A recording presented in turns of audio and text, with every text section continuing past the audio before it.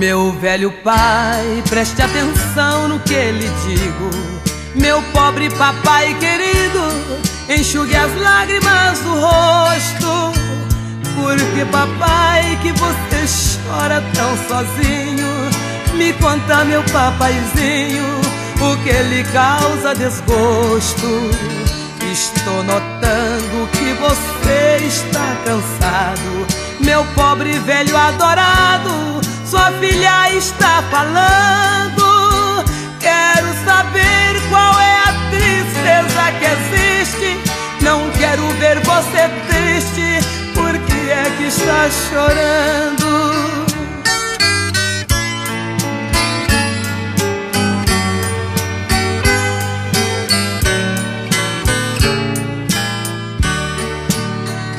Quando lhe vejo tão tristonho desse jeito, sinto estremecer meu peito ao pulsar meu coração. Meu pobre pai, você sofreu pra me criar, agora eu vou lhe cuidar, esta é a minha obrigação.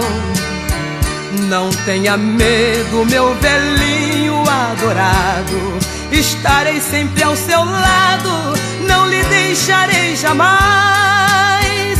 Eu sou o sangue do seu sangue, papaizinho, não vou lhe deixar sozinho.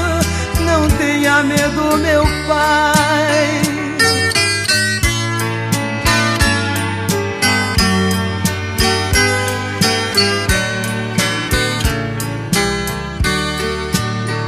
Você sofreu quando eu era ainda criança.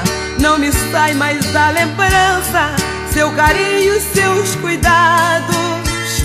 Eu fiquei grande, estou seguindo meu caminho, e você ficou velhinho, mas estou sempre ao seu lado. Meu pobre pai, seus passos longos silenciaram, seus cabelos branquearam, seu olhar escureceu, a sua voz quase que nem se ouve mais. Não tenha medo, meu pai, quem cuida de você sou eu. Meu papaizinho, não precisa mais chorar, saiba que não vou deixar você sozinho, abandonado. Eu sou seu guia, sou seu tempo, sou seus passos, sou sua luz e sou seus braços, sou sua filha abençoada.